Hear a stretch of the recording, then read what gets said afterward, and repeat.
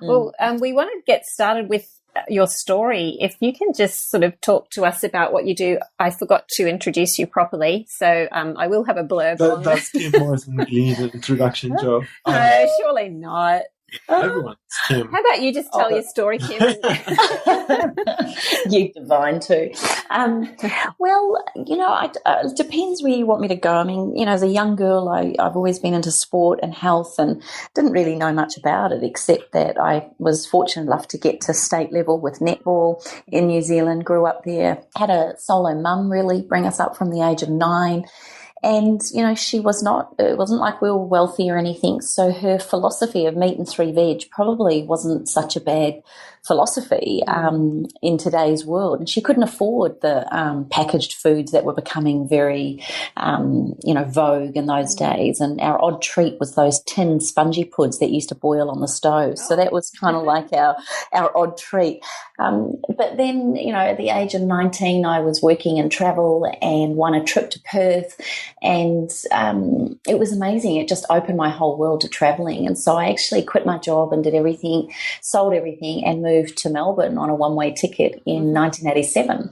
And it was because of a man that I was there who I ended up marrying years later. But we had a 3-week kind of sojourn. Danny was in the New Zealand cricket team, and I got to travel with him and the team, which was quite an unusual situation in itself, to be traveling with all these celebrities and whatnot in the sporting world. But then we went our separate ways, and it was whilst I was in Melbourne that, there's never any accidents in life, and I was working in a gymnasium, and right next to the gymnasium in Melbourne was a natural therapies college, and I just kept looking at it thinking, I want to go in there. And on this particular day, there was a sign out the front that said a 10-week massage course for $180. And sorry, it was $160. I had $180 in my bank account, and I walked in and signed up. And I'll never forget it. But that 10-week course became 3.5 years of diploma after diploma and interest after interest. And I think many of your listeners will agree that the more you learn, the more you realise you don't know. Yep. So I just went on this real passionate journey of finding everything I could about nutrition, health, exercise science. I did homeobotanical therapy, but my main subject that I absolutely loved was aromatherapy, and it was all around the sense of smell. And I think what really lit me up about it was the 2 women that I followed, and that I just wanted a piece of what they had. And most people that you meet that are into oils or plants and things like that, you kind of see that they've got this, I don't know, they just have this kind of energy about them. They love it. And I think it's because it's our way of connecting to Mother Nature, to Mother Earth. And I find it really important in this day and age in particular, where we're all so busy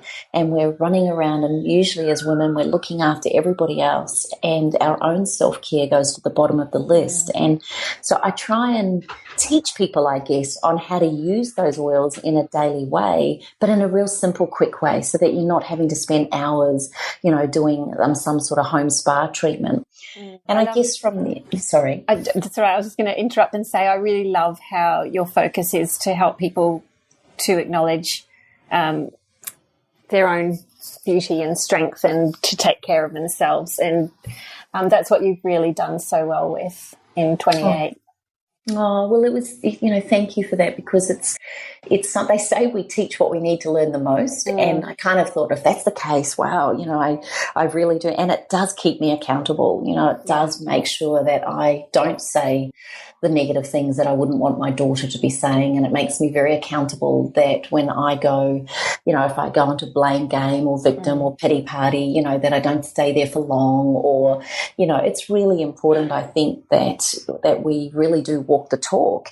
And I think that's what happened for me about, when I did move over here with my husband.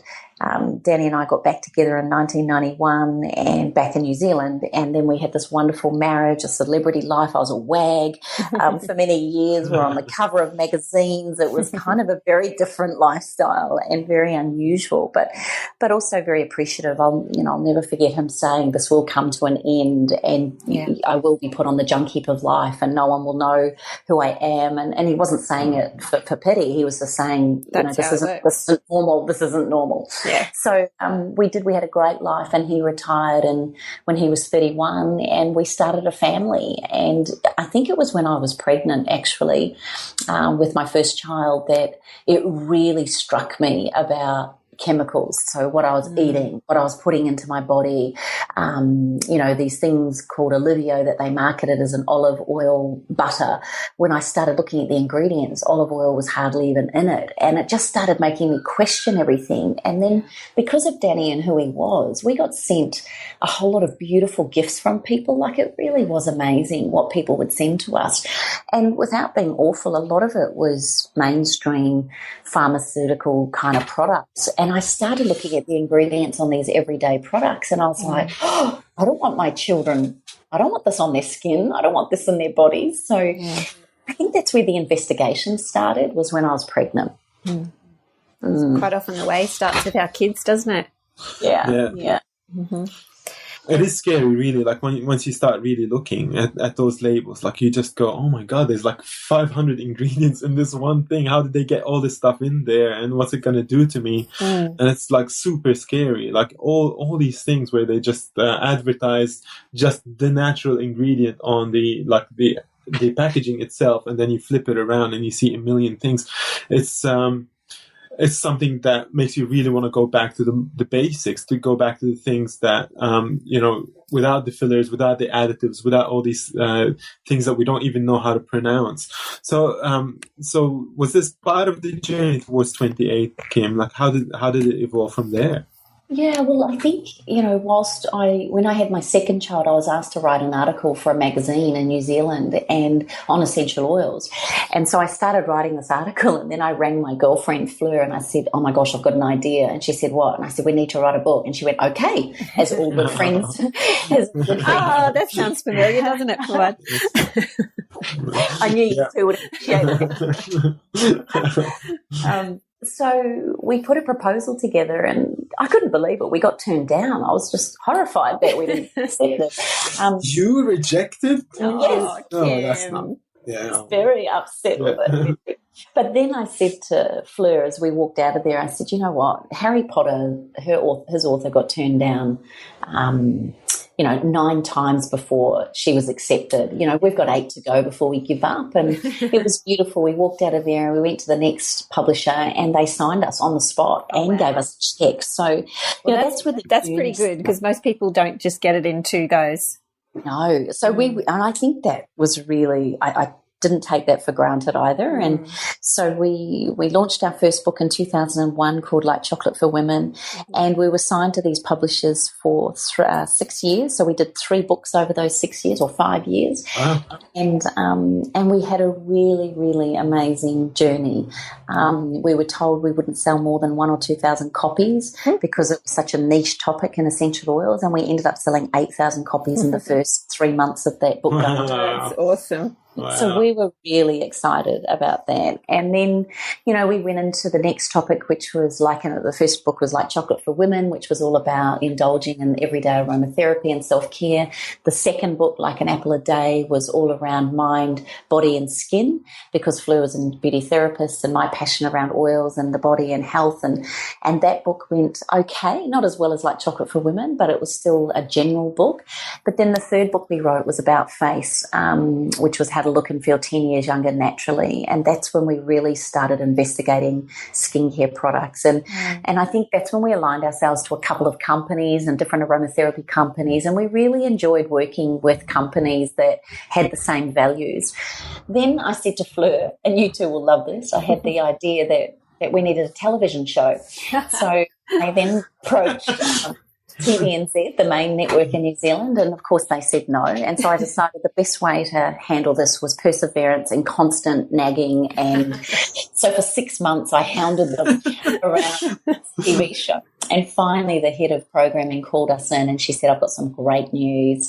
We've got your slot. It's going to be 9 o'clock on a Saturday morning. Wow. That's exciting. So we had our own TV show, and just at the end of the meeting, I didn't even know you had a TV show. Well, I turned around at the end of the meeting and I said, oh my gosh, so who's our sponsor? Because that's what we were waiting on. We needed a big sponsor. And she said, oh, it's really exciting. It's L'Oreal. And I just went, oh. And she goes, She goes, what do you mean? Oh, and I mean, oh, well, I don't think they'll like what we say. And I don't think, and she goes, oh, no, you won't be able to say the things that you say. But oh, no. So, she told us to think about falls into your boots. It did. And you know what? We sat there. I knew straight away as we walked to the car, I said, we can't do it. But she made us go away and think about it for 24 hours. And we rang the next day and we turned it down. So, I just felt really strong about our values and our ethics and what we could and couldn't say. And I didn't want to put a company down, which I would have probably wanted to do in that situation. And I just didn't believe in a lot of what they were doing. So it was around that same time that Danny's sister, my sister-in-law, tragically took her life after a psychotic episode. And it was probably the start of a downfall of a lot of things. I think we lived in this beautiful bubble that we had 2 healthy, beautiful children. We had an amazing marriage. We had a beautiful home that we were close to paying off. We had 3 books to our name. We were traveling and speaking. Like, the world couldn't be more perfect, really, when I think about it. And then, unfortunately, around this time, not only did my sister-in-law die, but we lost our house in a property deal that went really wrong, and it was just one of those awful things that occurred. And at the same time, and I'm sure Fuad, you'd appreciate this, but for my husband in particular, he went into his own world of pain, not only around losing his sister, but he'd now lost his career as a cricketer. He'd also now just lost his house that he'd spent 20 years saving for and building up towards. And I think in his world it was like, well, who am I? And whereas I went into, oh my gosh, we've still got our health, we've still got our marriage, we can do this, we're young enough to rebuild, we can do this. And it was interesting watching the 2 dynamics. And then I think through that, my poor husband didn't want to talk to me about the pain he was in, and he didn't want to let me down, were his words years later. And so he slowly and quietly went into a bit of a world of depression, which he talks openly about.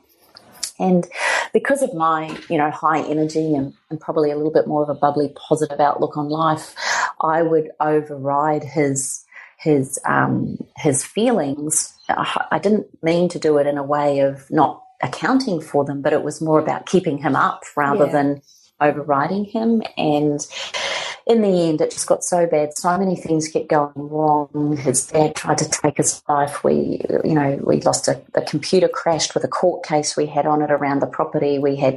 I just can't begin to tell you, so many things went wrong. And in the end, I remember sitting there and just going to my counsellor, I don't think I can take any more. And she said, I'm surprised you're still standing. So I said to her, I just feel like I need us to get out of here. And I texted my beautiful friend, Cindy O'Meara, who was over here and on the Sunshine Coast. And I said to her, what are you up to? I'm thinking maybe it's time for a change. Maybe in September, this was in the May of 2006. And I said, maybe in September we might move over your way. And she said, oh my gosh, she came back straight away. Oh my gosh. The tenants in our house in Malulabar are moving out on the 31st of August. The house is yours.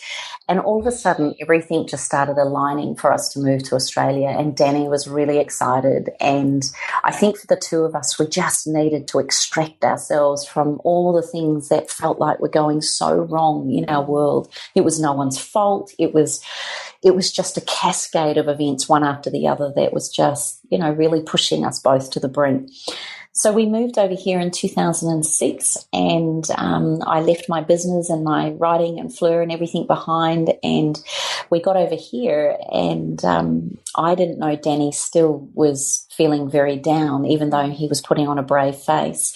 And it was about a year after being here and after working for Cindy that I decided it was time that I started doing something else again for us. And Fleur decided she was going to move over here as well. So when she got here, I said, how about we relaunch Like Chocolate for Women? No one's seen it here. We'd self-published a book with her and Cindy and another girl, Rachel, over here on the coast called Read My Lips, and we learned all around the art of self-publishing. So we launched Like Chocolate for Women, and it was a fascinating journey in 2009. And at the same time, I was going, wouldn't it be great if we could launch our own aromatherapy range? Now, for 10 years, 8, 9, 10 years, I've been looking for a supplier, manufacturers, and looking for people to do a skincare and aromatherapy range. And you'll both appreciate this. There was just no one offering what we were looking for. And they would say, oh, there's nothing wrong with parabens, or there's nothing wrong with emulsifiers, or there's nothing wrong with PEGs and DEAs and TEAs, and there's nothing wrong with these colorings, and small amounts never hurt anybody, and that just wasn't our philosophy. And so we gave up, on looking for someone to become our manufacturer, until out of the blue, about 6 months before we launched the book, it was about to go to the designers and to go to the print. I needed $40,000 to do our self-publishing book, and Danny and I, even though we'd lost our house, we had another property in New Zealand that we sold, so we brought all that money over to the sunshine, over to our banks here. And whilst I was writing the book with Fleur, and whilst we were looking at our skincare and aromatherapy range, I decided in my wisdom to put all our finances that we had left into a financial institution. And because it seemed to have a higher interest rate, we weren't sure what we wanted to do with it. And 3 weeks before we launched Like Chocolate for Women and 28 Aromatherapy, the institution went bust, and we lost everything. We lost the rest of our money. Oh my God. And it was tough, and that just sent Danny right over the edge, whereas I was like, oh my gosh, I don't know what to do here. And you know what? I'll never forget this. I was a bit of a mess. I will remember having a bit of an incredibly low point, and sitting there, and I just looked at Fleur and I said to her, oh my gosh, maybe this is the universe saying give up. And she looked at me and she said, oh, maybe this is the universe asking, how bad do you want it? And, That's and a really I looked, good answer. and I looked at her and oh my gosh. So I then started putting it out there. Now, we were Kiwis, we had no assets, we had no banking history, we had no credit history, we had nothing here on the Sunshine Coast. And I remember telling a friend that had been living over here, another Kiwi, and she lived up in Noosa, and I just said to her, I just don't know what to do. And she sat there and she wrote out a check for $20,000. What? She handed this check over and she said, I believe in you. Wow. I think you can do this. And we scraped, and, we faked things. I can't believe I'm saying this, but we did things to get $2,000 credit cards, $3,000 credit cards. We begged, borrowed, didn't steal, but we did everything we could to get the money together to launch 28. So it was by no means your typical launch of an amazing business. It was very unorthodox, and we were on the brink of everything. And you know what, though? We had to make it work.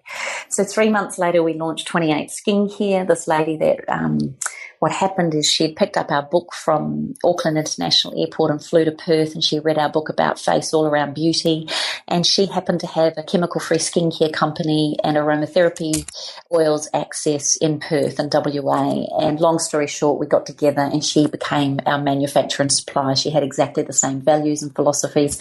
So it's interesting, isn't it? We were looking for someone for nearly 10 years, and then this person just rings us out of the blue. So that's what happens, isn't it? It amazes me every time. I know. So we launched 28 Skincare, and I had our vision and our dream that it would be in David Jones within 3 years, an amazing retail brand, and the number one aromatherapy company in the Southern Hemisphere within 5 years. That was the vision. And it was on the night that we launched 28 Skincare in November 2009 that a lady came up to me and said, would you come out to Toowoomba? This is why I love going out to Toowoomba. Would you come out to Toowoomba and would you do a talk to all my friends? And we just said, yeah, why not? So we drove the 3 hours out to Toowoomba, and she had 36 women, her friends and close friends and acquaintances, sitting in her lounge room, and we did what we called a 3-hour sparkle event, just a 3-hour workshop on self-care around oils and chemical-free living. Mm-hmm. And we sold $6,500 worth of product.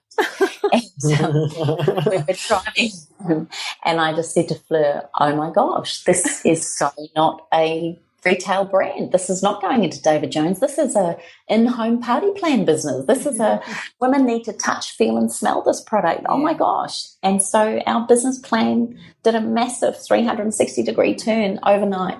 And then we built it into what it is. And, fast forward a couple of years, sadly, Fleur's marriage broke down and she had to go back to New Zealand. And I did take on another partner who was brilliant with the money and taught me a lot of things over 2 years. And then that changed. And then 3 years ago, I officially own 28 myself and have taken it to another whole level again with the launching of things like Education meditation programs and things like that. So, it just seems to be taking off.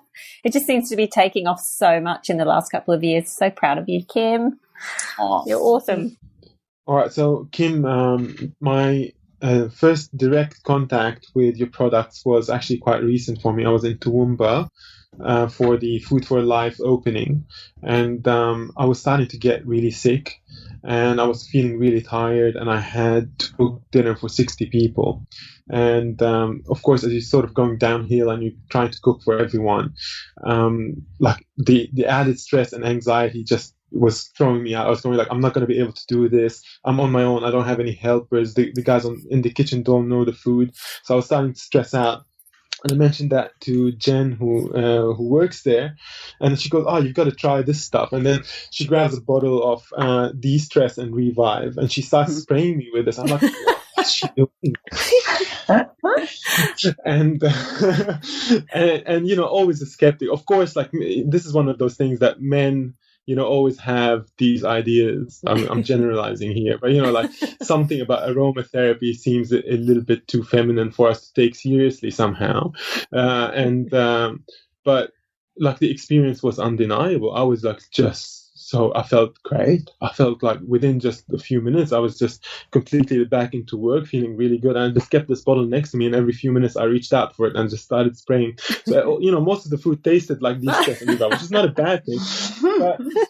But I was just so impressed with it, and it just worked on so many levels. Like the way that aromatherapy works, just like it seems to work at like the scent and conscious level, and also works at a biological level. And that was just having such a strong experience of that, which is an odd thing for a chef who works with smells and tastes and things like that to have not really seriously considered the power of such things before.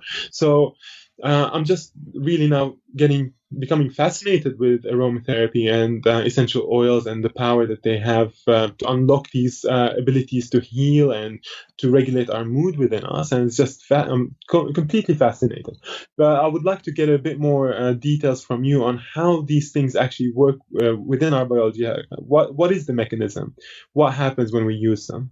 Yeah, they're very powerful, aren't they? And I think it's such a wonderful thing to call into nature. If you think about it, essential oils are extracted from plants, herbs, roots, leaves, flowers, fruits, and they are considered the life force or the energy or the blood of the plant. And if we really think about it, and you'll both appreciate this, that without plants we wouldn't be here. And if you really acknowledge the vibration, the healing and the energy that plants give off, and most of us don't even pay attention to it. Most of us don't even think about it. We look at it as a food or a nice tree or something in the garden or a painful lawn we have to mow occasionally. But when you really think about it, and if you understand the spiritual evolution of plants, and when you really tap into their majesty and the way that they are incredibly robust. And then if you read books like The Secret Life of Plants, which talk about the way plants communicate, and if you then talk, I've got a friend who happens to have a PhD in plant physiology, and we interviewed him on our podcast, and he's become a close friend. And when you listen to the way the roots communicate when there's danger, and you listen to the way that flowers will work and look towards the sun at certain times, and even plants can communicate, and this might sound a bit woo-woo, but if you read The Secret Life of Plants, they measured up. There was 2 plants sitting in a room, and there was a group of people, and one of them was chosen as the murderer as such to kill one of the plants, and the other plant was then tied up to a electrode, some sort of mechanism that was reading it. This is not woo-woo. This was scientifically all measured. And when the scientifically measured woo-woo. Yeah, exactly. When the person came into the room that had murdered the other plant, as such, the reaction and the feedback of the electromagnetic feedback of this plant proved that this person had done the damage. It was just like, you have to read it to understand weird, it, but it was it really made me, and it made me really think about plants, about 18 years ago when I read that. And then I've got to share this with you. This is crazy because it's sort of in line with what you're talking about. I love mushrooms, actually. I think mushrooms are fascinating. And with they sort of connect the root systems of a forest, like the mycelium, which is the underground part of the mushroom. It connects all the plants within the forest together, and they could be. You can have two trees that are around 10 kilometers away, connected through mycelium with their root system, Yes. and the mycelium will, if one tree is sick, it will go to a tree up to 10 kilometers away, grab nutrients that the other tree needs to heal itself, and bring it over to the tree on the other side of the hill. Like that just blows my mind. So, yes. So you see, it's not so woo-woo. It's scientific woo-woo, but not so woo-woo. Exactly. So, yeah, it was really through that I started to appreciate even more, even though I'd studied aromatherapy 10 years before that.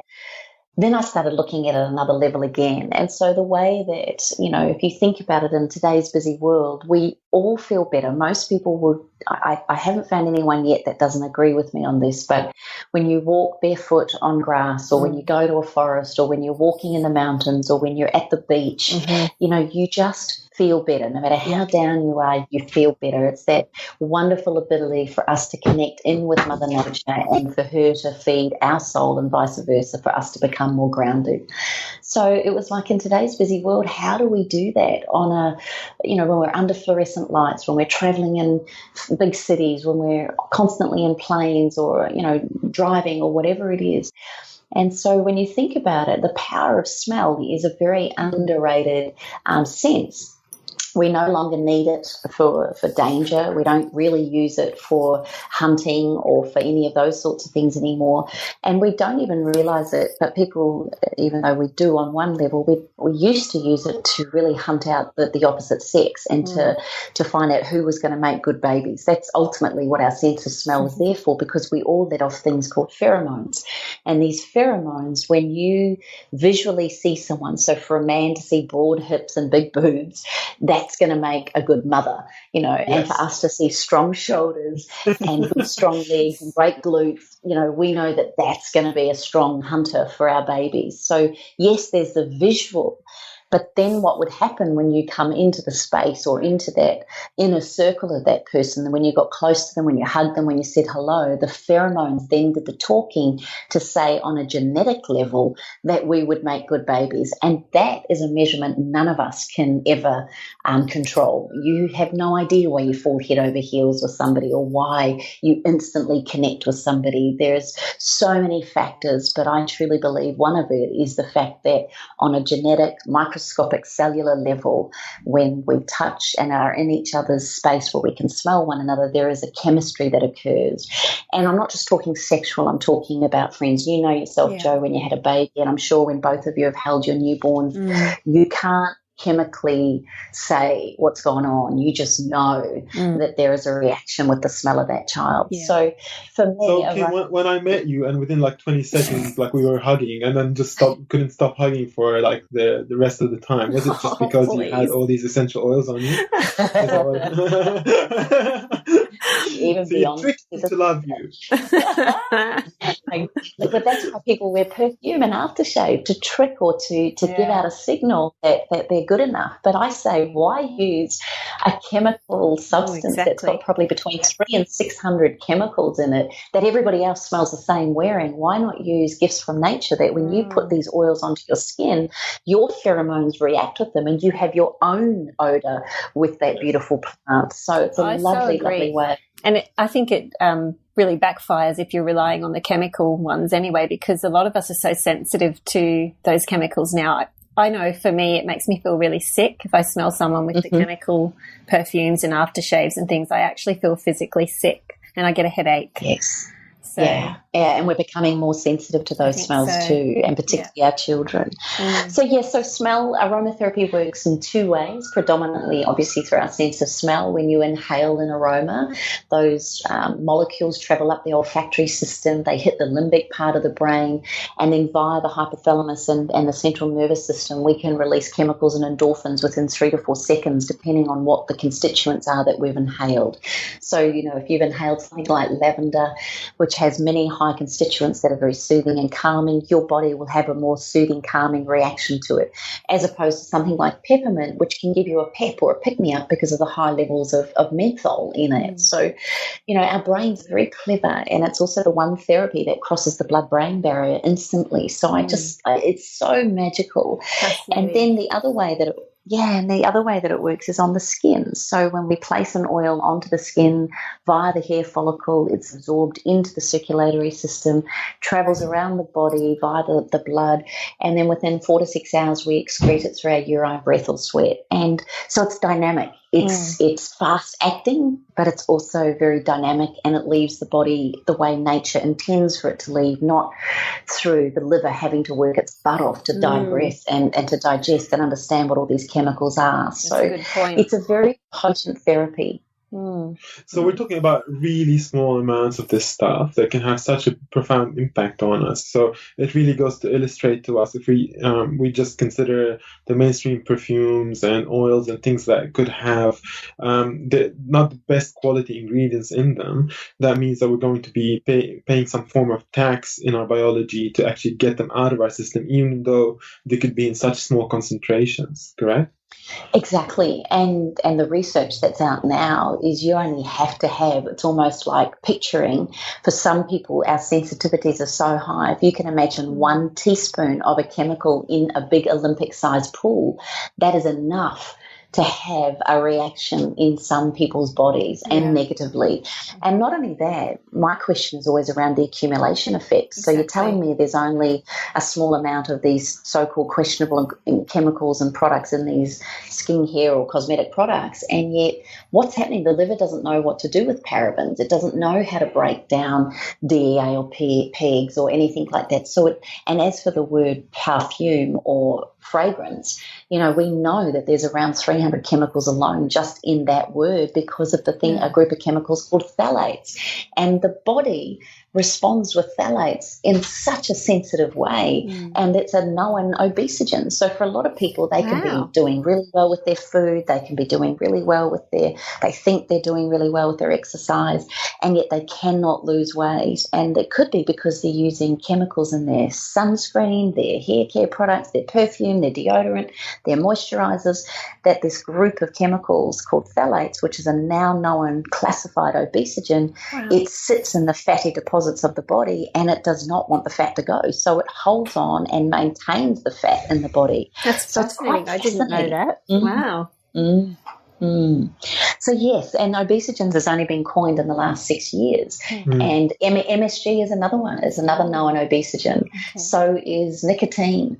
So there's a number of them that are they're very well known obesogens. So yes, the chemistry behind all of this is huge, but I think if we take it back to the simplicity of I feel really good when I'm in nature, then why not use natural things? And this is where I adore what you two are about, and that is eating real whole food, which has come from nature, eating seasonally, so eating what's in abundance at its time. There's no accident around our circadian rhythms and the seasonal languages of plants and the way that they respond to the human body. And there's nothing more appealing than going out to your little, even if you only have a couple of pots and you put your freshly cut herbs over the top of your salad, there's a virtuous feeling as well. And I think for many of us, where you guys communicate through the power of food and the power of, I was saying this to Fuad just recently, actually, that, where I love to communicate with plants and show my love language and my support of loving and honouring other people is through these beautiful substances called essential oils.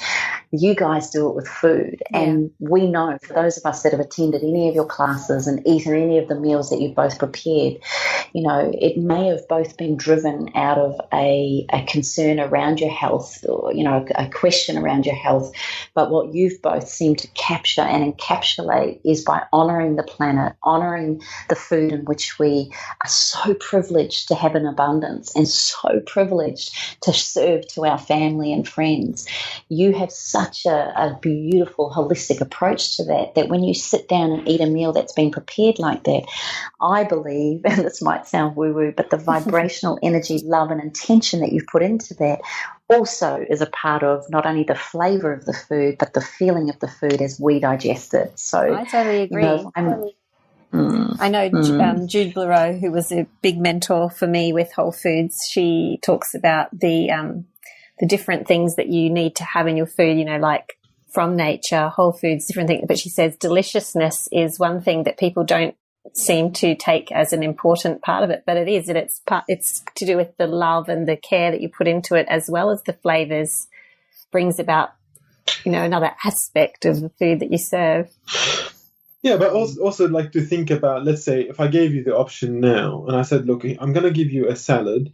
Would you like me to sort of prepare it with love, or to just sort of swear at it while I'm preparing it? And you just go, no, give me the one done with love. Like, and you don't even have to go too far to just say that, because you just know it's the better thing to do as as something to eat, like, because you don't want to be associated with feelings of negativity or anger or that kind of stuff. And then you take the food, which is essentially like our life force. This is what what continues the body on this earth, and we eat this food and it makes us live another day.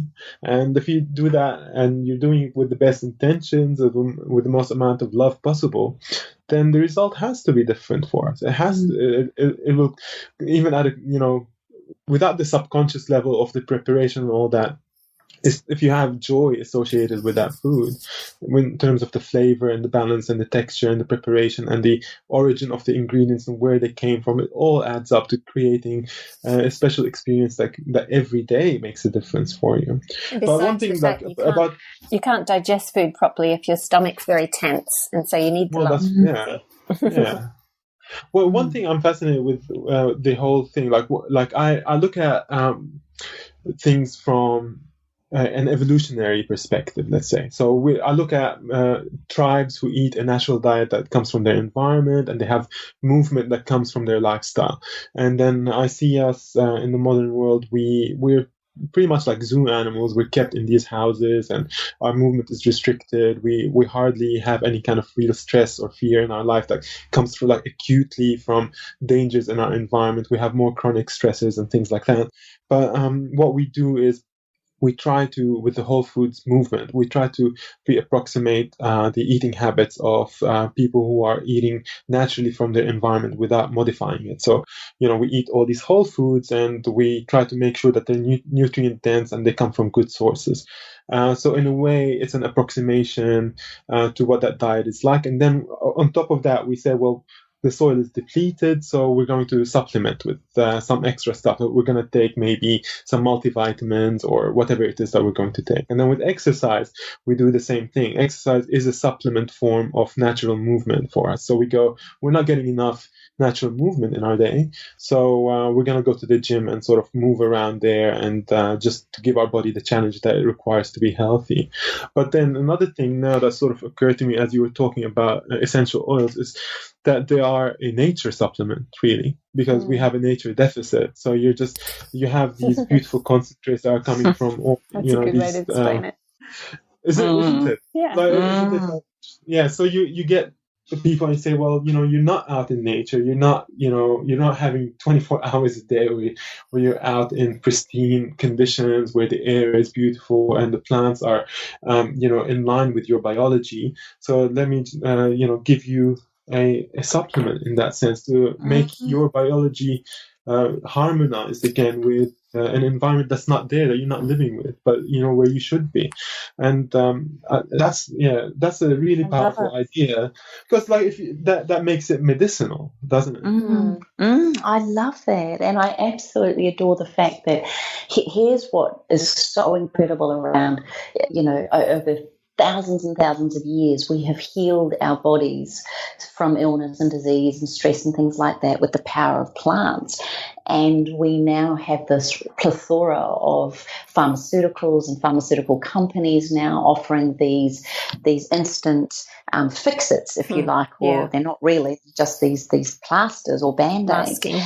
The one thing that I love about the philosophy around plants is that they have two things that pharmaceuticals don't have. One is they offer nutrition. And the second thing is they also support the body to detoxify. Yeah. Now, when you compare that to a drug, there is no nutrition in a drug. And if anything, drugs usually toxify or create toxins in the body. So when you look at plants and how they work, they are detoxifiers and they are nutritionally sound. And I think that in itself, when you think logically, is such a profound way of looking at herbs and plants and oils as healing modalities. Yeah, it's so amazing to me. Like that, all these things, they go back to nature. We go back there. We don't have to dig too far before we realize that, this is where the answers lie. We just have to go back to those places where we're getting rid of the chemicals and the toxic loads in our life, both in the food and in the water supply that we have, and in the supplements that we use, and in the essential oils that we have in our life. That they have to come into balance with within our day-to-day, because otherwise we're not living a life that is optimized in this world, because everything is really acting against us. The quality of the air is terrible, the quality of the water is terrible. So we're up for a battle on a daily basis. So really the importance of having these things becomes more and more important every day. But Kim, how do you integrate essential oils into your day-to-day life? I really want to know this too. I want to know how you support your family as well with them.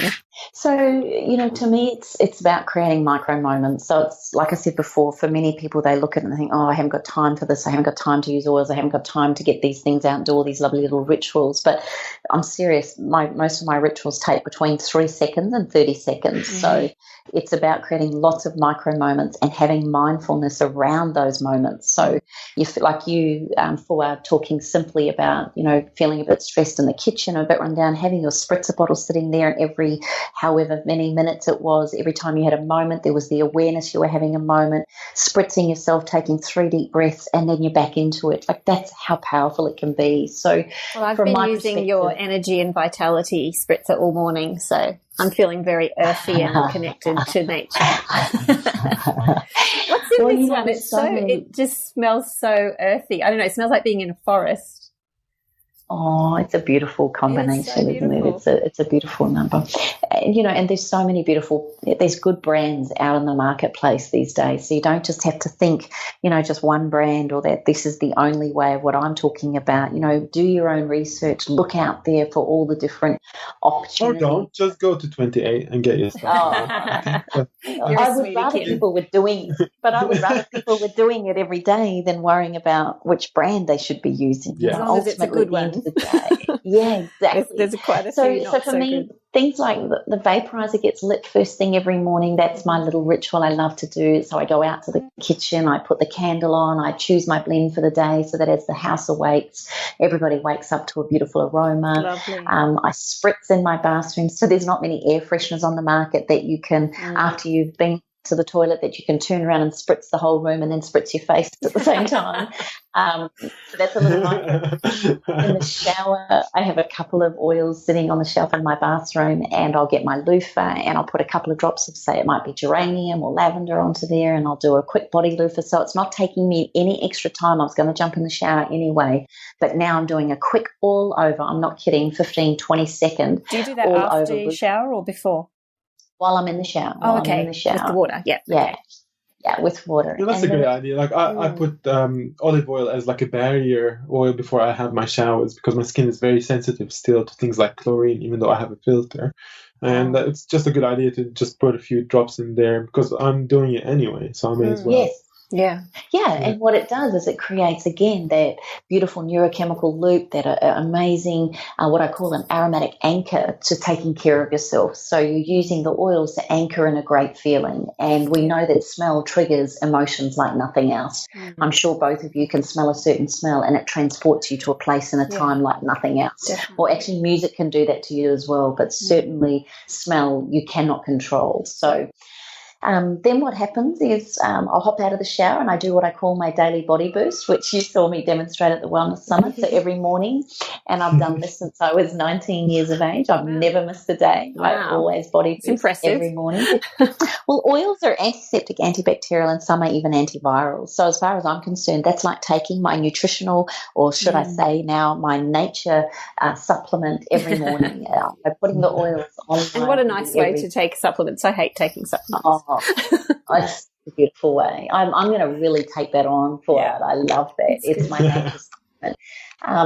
And then it's yours. Feel free to play. I love it. So then I will prepare breakfast, and sometimes I might add a drop of spearmint to the smoothie if I'm doing a green smoothie, or I'll do, if I'm making one of your beautiful, oh my gosh, one of your recipes, you guys, when I make your chocolate cake to go on lunch boxes and things like that. Beautiful Joe, I'll add 4 drops of peppermint sometimes and turn that into a peppermint cake just because I love the aroma. Or I'll do 4 drops of orange and then maybe grate some orange into it as well to create more of a Jaffa cake. So I'll use them occasionally in my cooking. I never use more than 4 drops in any recipe because it's quite strong. They're 100 times more concentrated than the plant that they've come from. So you just want to be very aware of you can't take oils out once they're in.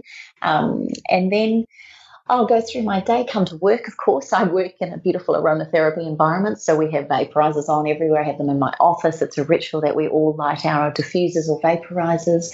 I get home, relight the diffuser or vaporizer. I set up my room now. I do a ritual every night before bed because I'm so processed and programmed with the amount of this, and you both appreciate how much it takes to write books or to do talks and to prepare for all of these things, that sometimes I can be a little bit too wired. So now I've started a bed ritual, which is I'll have lavender or instant calm next to my bed, and I'll do a couple of sprays of magnesium and rub that in the instant calm, 2 drops of instant calm into the soles of my feet.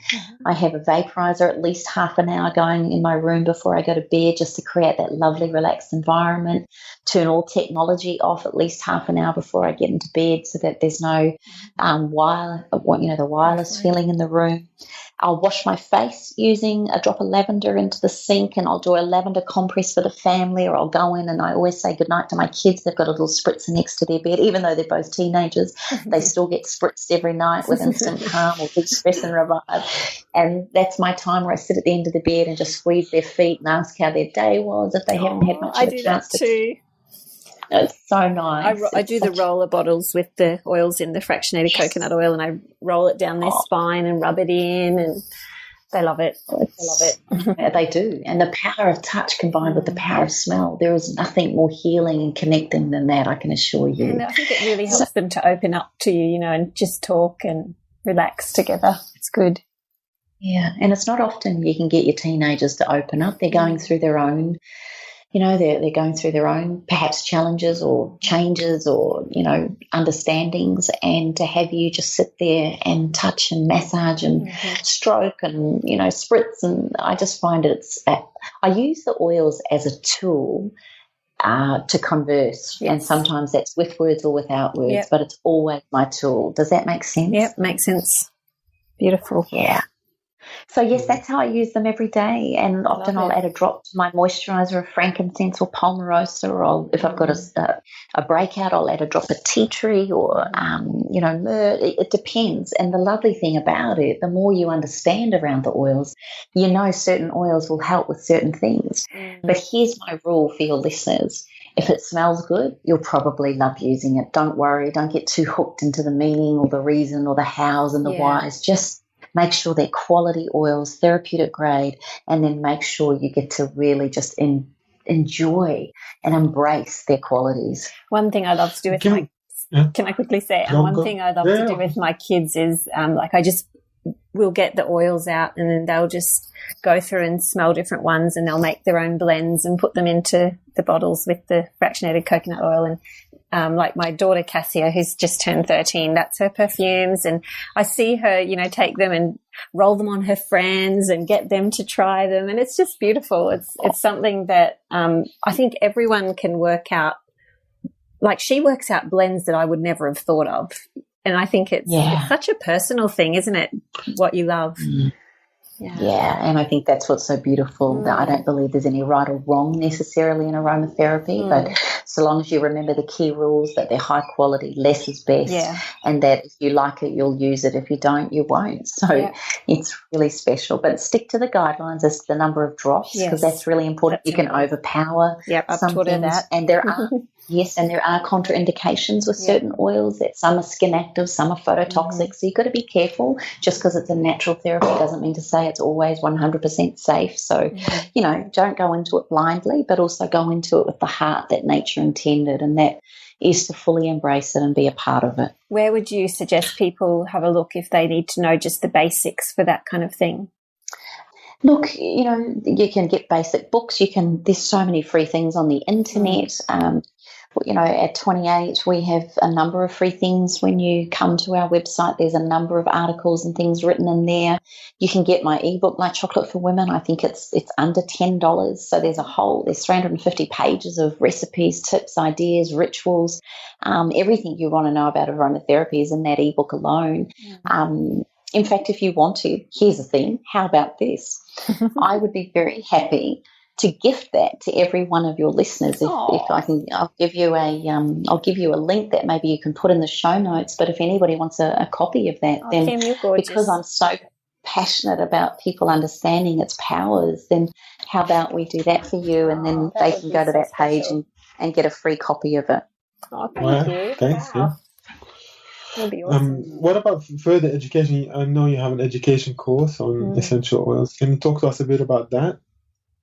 I think what was coming from my point of view, and Jo, you've been my inspiration and guru around this, but the more you share, the more you realise people want more, and then all of a sudden you find yourself repeating yourself, and then you find yourself constantly saying the same thing to different people. And, I started realising that self-care has not been a priority for a lot of people, and we've lost touch with what that means, and we've become martyrs, or we're becoming, we get ill, there's more disease and illness around. So from my point of view, it was like, how do I educate people more on how to look after themselves? It seems such a bizarre thing to teach, but most of us have got so far removed from what that looks like that we don't even know where to start. So, I did 2 years ago, I launched what I call the Health and Lifestyle Educator program, which is a 6-month online program, and you have to come to the Sunshine Coast for 3.5 days for the graduation, and you get face-to-face training. And because I'm trained in teaching people how to speak or how to find their message, or I can teach people how to present, whether it's in the lounge room or whether they want to do it one-on-one, or if people want to add oils to their repertoire of being a kinesiologist or a naturopath or a nutritionist, it's just giving someone an extra armor, an extra beautiful tool to use in their therapy, then that's really why I took it on. And if you happen to want to sell oils, then of course there's that option. And I'd love to have people in my army or tribe to support me to get the messages of self-care out there. Here's the interesting thing. When I started 28, as I said to you, not only did I want it to be in David Jones, but I wanted to be the number one aromatherapy company in the Southern Hemisphere. And I wanted to change lives by doing that. And it's funny, isn't it? The more you grow and learn, and the more you become connected to your own self, the more you do your own self-work and inquiry on what it is to be here and who I am and what's my purpose and what is the meaning of all of this. And I don't know whether it's I'm getting older that I do a lot more of this, or when I'm meditating, these questions come up. But for me, it was really around, really honouring that to connect back in.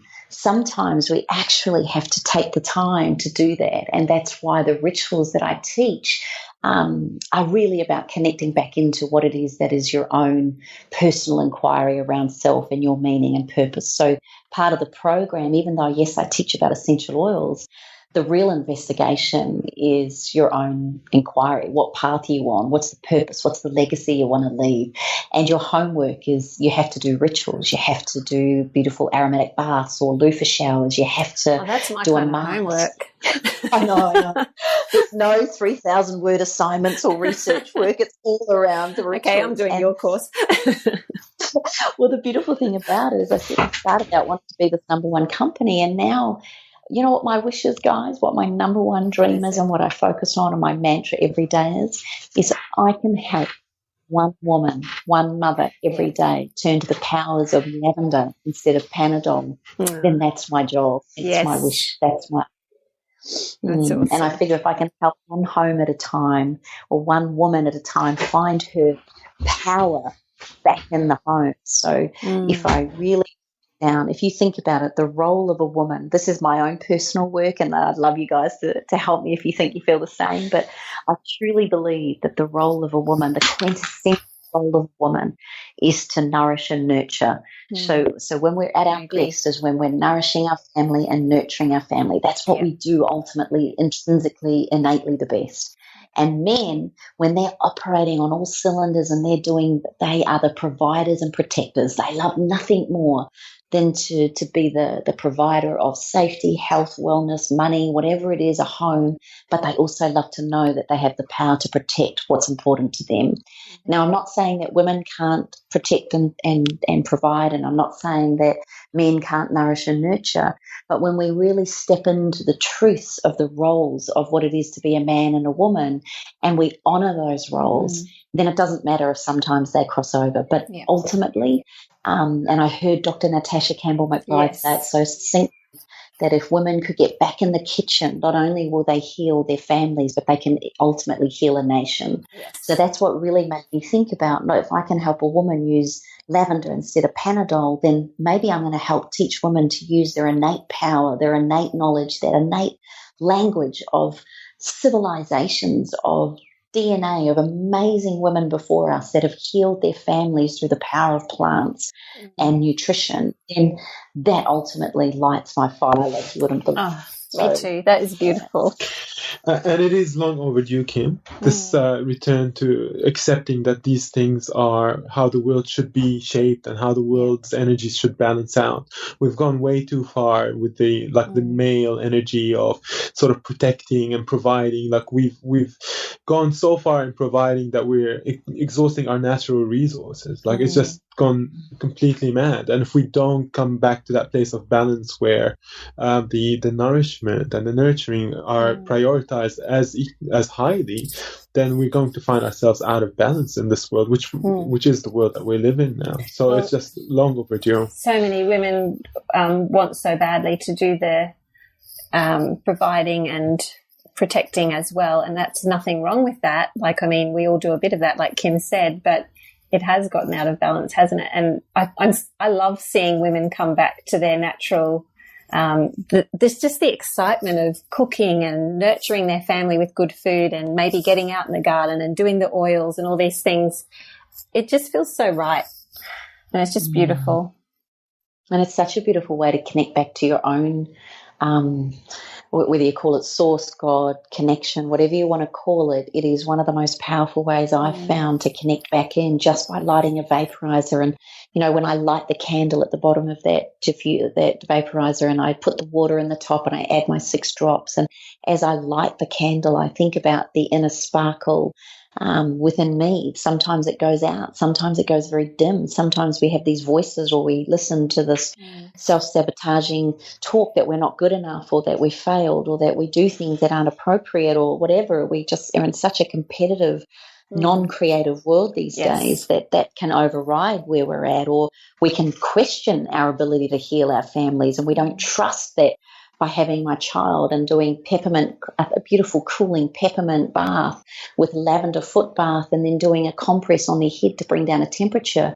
You know, we're taught to believe that a temperature is bad, a high temperature is bad, instead of understanding that if you listen to Dr. Libby, she talks about the 50 trillion cells that make up this extraordinary vehicle that we call a body. If you could understand all the billions of chemical pathways going on inside those cells, and how a temperature is to get the body so high that it burns off the bug that's there. But we quickly go, oh my gosh, she's got a temperature, we need to give them medication to bring the temperature down. I'm not saying go silly, and I'm not saying, but a mother knows, if you're really in touch with this stuff, a mother and a father knows when it's time to call a doctor, or when it's time to go and see somebody with more knowledge. But most of us You know, we all know, and I'm not just the only person saying this, doctors are saying this, that antibiotics are overprescribed. Yeah. Then you take it back to the fact that the microbiome has been so disrupted with all of this. And I'm not a nutritionist, but it makes such sense to me what's going on out there and how we've abused. And as you say, Fuad, we've almost taken advantage of what Mother Nature, and now we're raping and pillaging, for want of a better word, to so-called advance ourselves. Yeah. I mean, it's got really weird. It's got out of hand. We've also forgotten to trust that our bodies have a form of intelligence that is capable of looking after itself. We can't trust our body anymore because we've just been told to trust something outside of us, like the pills and the doctors and things like that. They all have their place, of course, but our body is built to be part of this life and this planet, and it should be able to get sick and to heal. This is part of our normal, day-to-day living. We should expect that every once in a while we're going to be sick, and then our body's going to heal from that. So we shouldn't really be rushing too quickly to suppress the body's innate response to these sicknesses, which is a really big problem, because this is how our immune system learns anyway. It learns by fighting off bugs, especially at an early age, so that as we grow older, we're more resilient. Yeah. And I think what I love about you two is what you are offering, and particularly with your new book that I'm so excited about coming out next year. But I think what's really exciting about that is you are teaching people to get back to real whole foods and to use it not only nutritionally but also medicinally, in my opinion.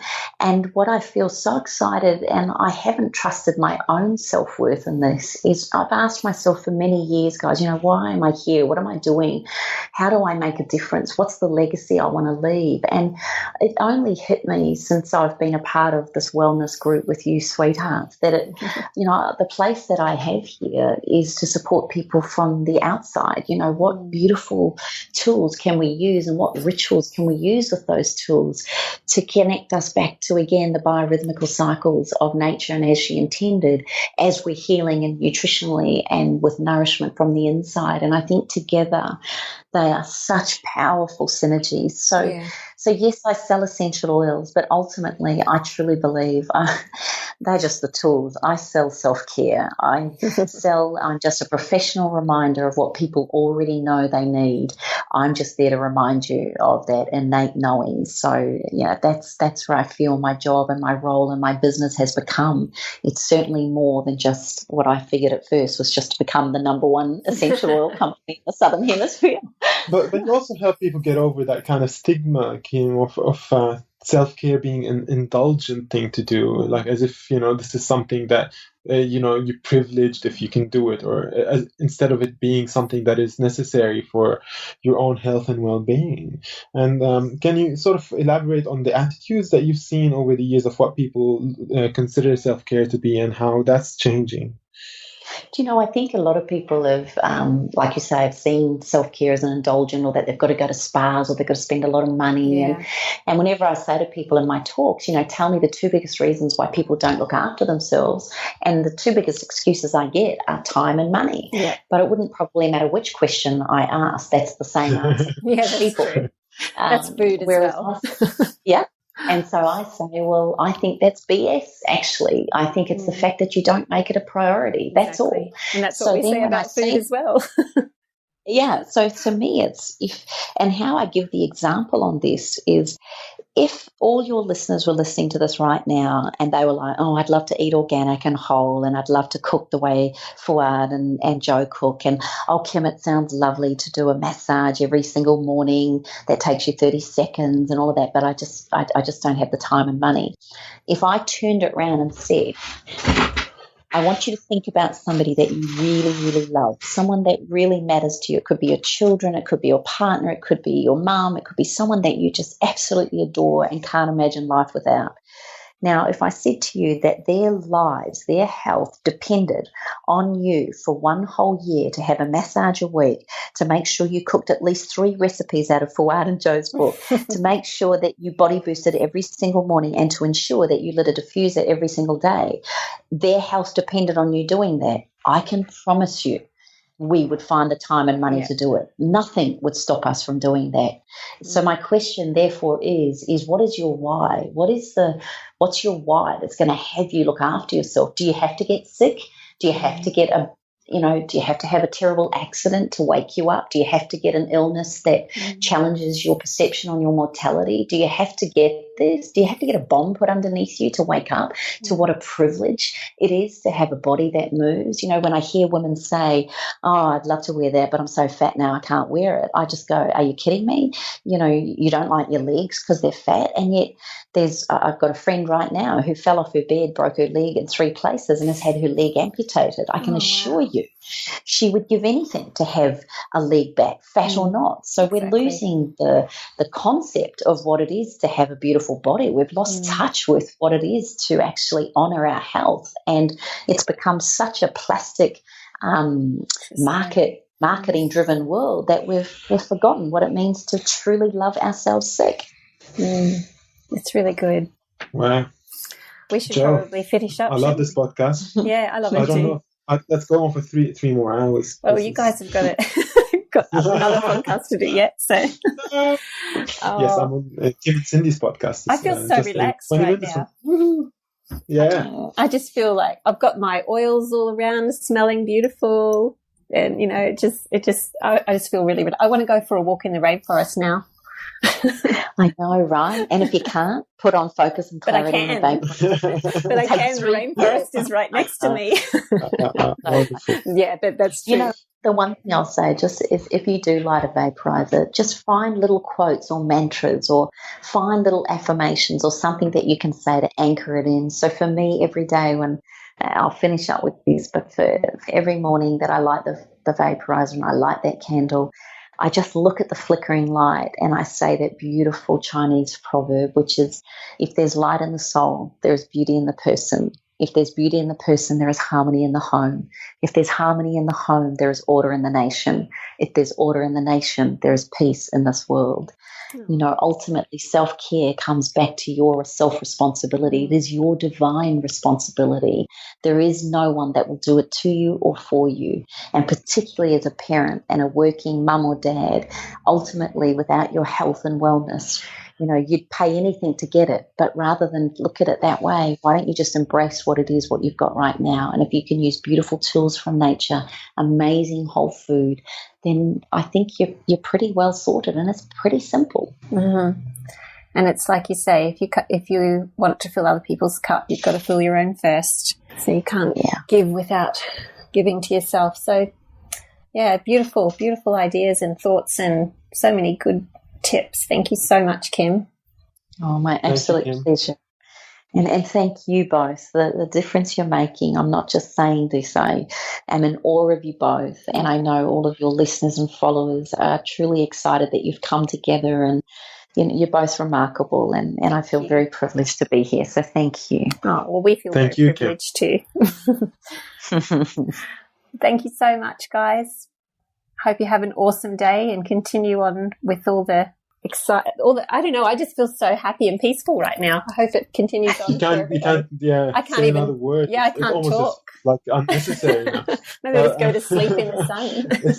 It's done. You have all the information you need today. It's done. Thank you so much, Kim. We're gonna put some details for Kim's website and the book, the ebook, in the show notes. So make sure to check that out as well. Check out her website, Twenty8.com, which is the word 20 followed by the number 8.com, and you'll have a lot of hours to kill there, looking at amazing products and beautiful reading resources. So go check it out. Thanks so much, guys, and thanks everybody for listening. See you, Jojo. See you, Kim. Bye. Bye, darling. This has been a production of TheWellnessCouch.com. Check us out on Facebook and join in the conversation on Facebook.com/The Wellness Couch. Subscribe to each show on iTunes and check us out on Twitter. The Wellness Couch, streaming wellness into your lives. Whilst the Wellness Couch presenter endeavor to provide accurate and helpful information to their listeners, these podcasts cannot take into account individual circumstances and are not intended to be a substitute for health and medical advice from a qualified health professional. You should always seek the advice of a qualified health professional before acting on any of the information provided by any of the Wellness Couch podcasts.